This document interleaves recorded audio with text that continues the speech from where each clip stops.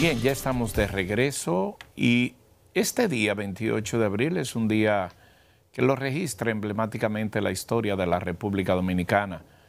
En el curso de los acontecimientos que sucedieron el 24 de abril de 1965, porque un día como hoy fue ocupado o llegaron al país unas tropas invasoras de los Estados Unidos.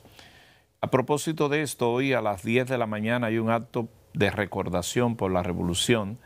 En Infotet hay un panel, muy buena actividad que el doctor Rafael, el director de Infotet, Rafael Santos Badía, ha coordinado con diferentes disertantes y una tertulia, un encuentro. Y mañana, sábado a las 4 de la tarde en el Centro Cultural Perelló, la Fundación de Baní Máximo Gómez y el Centro Cultural Perelló tienen un acto por la Constitución con 3 panelistas en el Centro Cultural Perelló mañana, sábado a las 4 de la tarde, hoy a las 10 en Infotec. ¿Sabe quiénes son los panelistas en Infotec?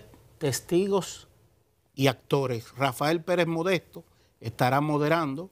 Los panelistas Fidelio de Pradel, Teresa Espaillat Hernández y Bonaparte Gotró Piñeiro. Me envió la información la amiga Elisa Mariot, que trabaja en el Infotec con el amigo profesor Rafael Santos Badía. Precisamente sobre el tema, la historia de la República Dominicana, este acontecimiento, nos da mucho placer tener la entrevista con el doctor Julio Rodríguez Grullón, historiador, es miembro del Instituto Duartiano y cumple una verdadera función como historiador de la República. Saludos, muy buenos días. Bueno, encantado de estar por aquí. Buenos días. Doctor, Buenos días. Esta fecha del 28 de abril nos gustaría su consideración a propósito de cómo se inscribe esto en la historia de la República Dominicana. Mira, es una fecha muy importante. Primero debemos ubicarnos, ¿verdad?, en la situación que había en ese instante, tanto en el país como en el continente. Habíamos tenido la tiranía de Trujillo 31 años y habíamos tenido unas elecciones que había ganado el presidente Bush. Teníamos en esa época muy poca cultura política. Saliendo de esa dictadura tan grande, teníamos poca cultura política. En Estados Unidos gobernaba Lyndon Johnson, que llegó ahí por accidente. Él no fue elegido presidente. Mataron a Kennedy y él entonces asumió la presidencia. Él estaba empeñado en algo que siempre en Estados Unidos se dijo que no se podía hacer, una guerra terrestre en Asia. Él metió a Estados Unidos en la guerra de Vietnam, supuestamente para evitar que ahí surgiera un gobierno comunista. Cerca de nosotros, Fidel Castro se había declarado comunista y tenía mucha influencia en la República Dominicana.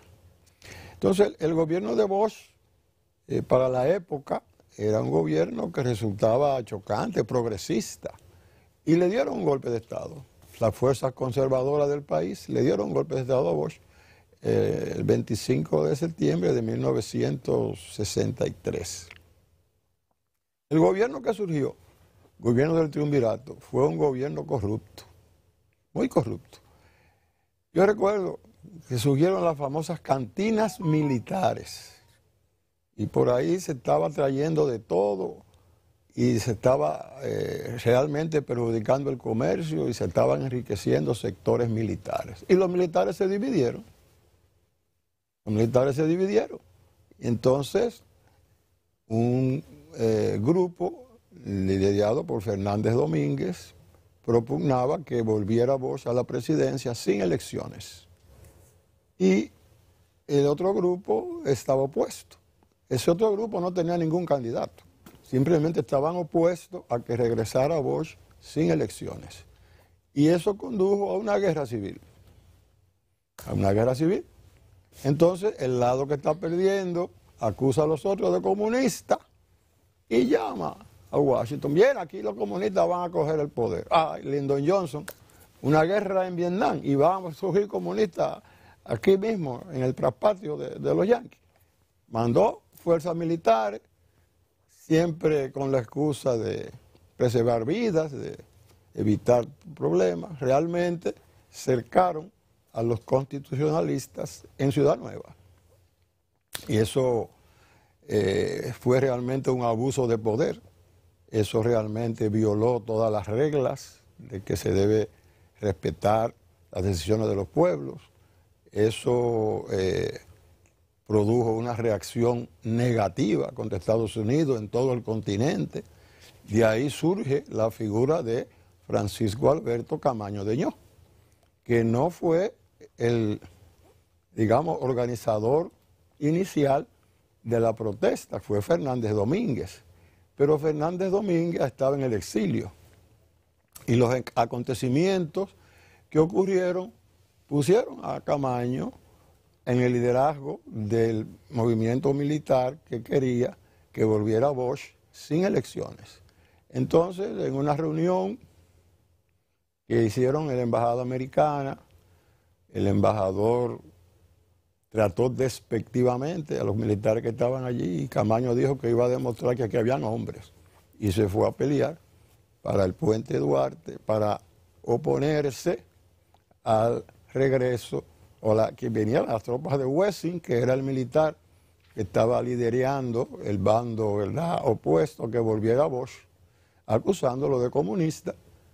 Y entonces vino la batalla del puente Duarte, que condujo a la derrota de las fuerzas de Wessing, y vino entonces la llamada a Washington que hemos hablado, y vinieron las tropas a supuestamente poner la paz. La verdad que la reacción del pueblo, la resistencia en esa revuelta es lo que motiva que entonces venga ese grupo interventor bajo la máscara de una fuerza de la OEA, porque vinieron no solamente los marines, vinieron de otros países. Se formó lo que se llamó la Fuerza Interamericana de Paz, FIP, que porque vinieron tropas de varios países, después que vinieron los Estados Unidos.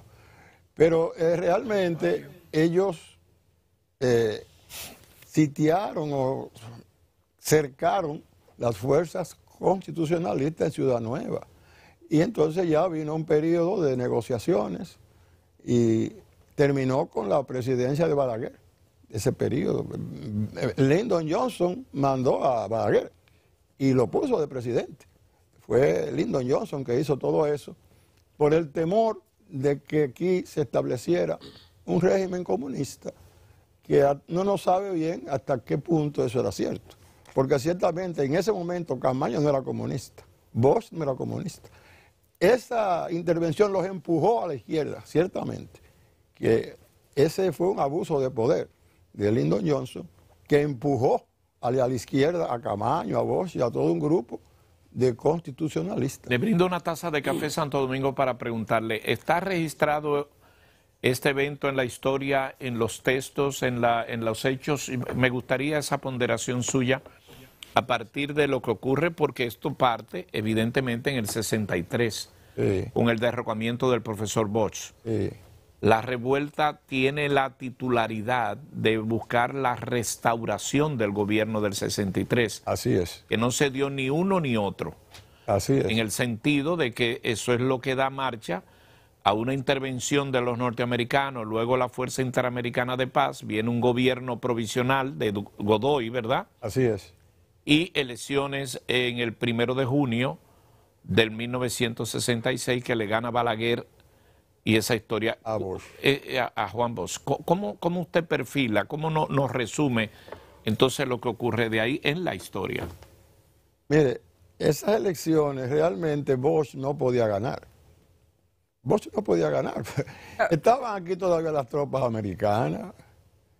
Pierre Salinger, que era en la administración de Kennedy, era el vocero, dio una charla de prensa.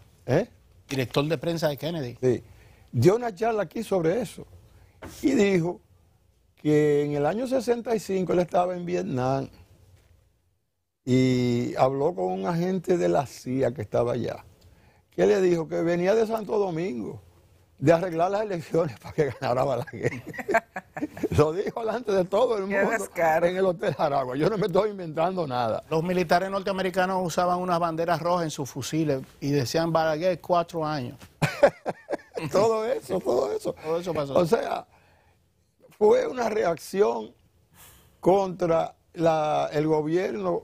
Yo no estaba en el país en ese momento, contra el gobierno de Juan Bosch, que Bosch era un liberal, pertenecía a un grupo. Estaba ahí José Figueres, estaba ahí Rómulo Betancourt, estaba ahí un grupo de liberales latinoamericanos contrarios a las dictaduras que teníamos. Pero en este traspatio de Estados Unidos, nada acontece sin que Estados Unidos lo permita. Claro. Kennedy, presidente del Partido Demócrata, derrocan a Juan Bosch. Lyndon B. Johnson, cuando sucede a Kennedy por el asesinato, demócrata, intervención militar norteamericana y otros acontecimientos anteriores, la intervención de 1916, militar también, demócratas también. ¿Por qué los demócratas tienen esas coincidencias, vamos a llamarlas, para que acontezcan cosas tan nefastas para la República Dominicana? Sí, bueno, los Estados Unidos surge como potencia, ¿verdad?, a principios del siglo XX, después de la guerra contra España. Y que fueran demócratas los presidentes es pura coincidencia.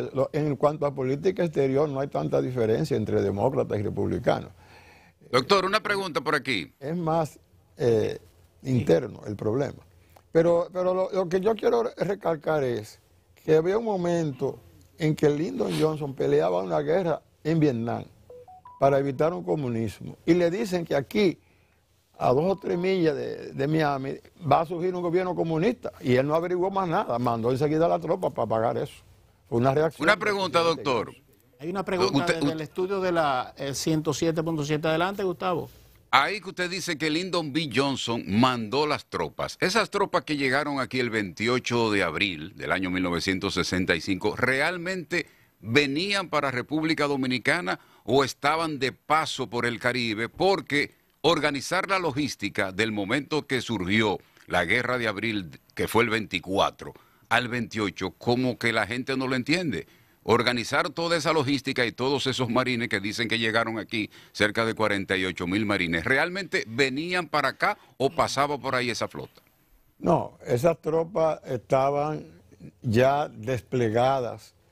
Era la infantería de marina, que es una rama del ejército americano que está casi siempre lista para en situaciones de emergencia actuar en países, la infantería de marina. Pertenecían a la 42ª División Aerotransportada del Comando Sur. Sí, esa era la división. Pero eso es una fuerza, digamos, de choque que tiene el ejército americano. Que todavía por ejemplo, yo quería preguntarle... Entonces, esas tropas ya tenían 3 días cerca de la costa. Desde que comenzaron los hechos, las tropas estaban, pero se les daba instrucciones de que no se dejaran ver, pero estaban en la costa ya preparadas, porque el movimiento, digamos, revolucionario, en cierto modo, sorprendió a los Estados Unidos. Y ellos estaban esperando a ver qué pasaba. Oliver Peña tiene una pregunta para usted. Yo le tenía una pregunta por aquí que quisiera que nos aclarara. Escuchando diferentes historiadores, dicen que la Iglesia Católica intervino y apoyó el golpe de Estado, pero que también apoyó que Balaguer tuviese la fuerza para contrarrestar al profesor Juan Bosch en las elecciones de 1966. Participó la Iglesia y apoyó. Si usted tiene datos contundentes para aclarar ese concepto. Datos contundentes yo no tengo, pero sí que la Iglesia Católica estaba dentro de las fuerzas conservadoras que estaban en pugna con Bosch, porque Bosch estaba produciendo cambios en el país. Y entre las fuerzas conservadoras que no veían bien esos cambios estaba la Iglesia. Eso es así. Ahora, ¿hasta qué punto ellos participaron en el golpe? Yo no tengo esa información. Pero sí que estaban de las fuerzas conservadoras que se oponían a Juan Bosch. Eso es cierto. ¿Cómo influyen esas intervenciones para nuestro fortalecimiento democrático posterior? Porque luego entonces de ahí lo que tuvimos o lo que eligió Estados Unidos fue a Balaguer y ya conocemos la historia de lo que nos tocó. Bueno, mire, esa guerra civil es que nos ha puesto en la democracia que disfrutamos en la actualidad. Correcto. Nuestro país, miren, nuestro país desde 1849, Pedro Santana impuso que el poder aquí se tomaba por la fuerza. Es algo que no se habla mucho. Después de la batalla de las Carreras, Bosch tumbó al presidente Jiménez, que había sido puesto de manera legal en el momento. Hubo un general que se opuso, que fue Antonio Duvergé, del que no se menciona mucho, pero Duvergé no aceptó. Le dijo a Bosch: yo no vuelvo mis armas contra el poder legalmente constituido, según unos autores, y otros le dan otras palabras. Pero desde ese momento, desde 1849, aquí el poder se cogía por la fuerza. Hacían elecciones, pero ya se sabía quién iba a ganar, porque había habido una revolución. Entonces, esa tradición estaba en nuestro país. Y los americanos, ¿verdad?, por esa división que teníamos, porque vinieron en el 16. Estalla la guerra en Europa, los americanos están haciendo el canal de Panamá, quieren controlar las vías de acceso porque tienen miedo que las potencias europeas le dañen el canal, y ocupan no solamente República Dominicana, en ese momento estaban en Haití, en Nicaragua, y entraban a Cuba cuando quisieran por la enmienda Platt. O sea que tenían un control, y le compraron las Islas Vírgenes a Dinamarca. O sea, los americanos, para 1916, con una guerra en Europa, con el temor del canal de Panamá, habían tomado el control de todas las vías de acceso al Caribe. Y ahí estábamos nosotros. Ahora, fíjense bien, la intervención nuestra fue la más corta en ese momento. Aquí tuvieron 8 años, pero ya los últimos 2 se iban, porque ya desde que el 22 se organizó cómo iban a dejar el país. Estaban en Nicaragua, estuvieron como 18 años. En Cuba la enmienda Platt se vino a abolir en los 40 y tantos. En Haití estuvieron hasta, óigame, 1934, creo que fue Roosevelt que lo sacó de Haití, en el 33, a los marines. O sea, no se debe ver esa intervención americana en nuestro país como algo aislado. Era una política de en ese momento controlar los accesos al Caribe por el canal de Panamá. Entonces, en esos 8 años, sí, los americanos prepararon el ambiente para que tuviéramos una democracia.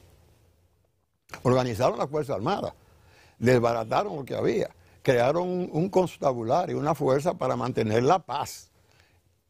Trujillo cogió esa fuerza y la convirtió en su instrumento personal para la dictadura, o su tiranía de 31 años. Esa es la realidad. Todo este teatro que es el Caribe de guerras y luchas imperiales, sí, como dijo, parafraseando un poco a Juan Bosch, sí, de Cristóbal Colón a Fidel Castro, el Caribe, sí, frontera imperial. Ahí Bosch, exacto. Eso. Esa visión geopolítica, sí, de que República Dominicana y los otros componentes del archipiélago del Caribe sean tan importantes dentro de la doctrina fundamental de Estados Unidos, América para los americanos, la doctrina, sí, Monroe, sí.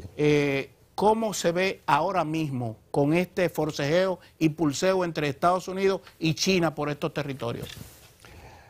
Bueno, mire, nosotros estamos en el traspatio de los Estados Unidos.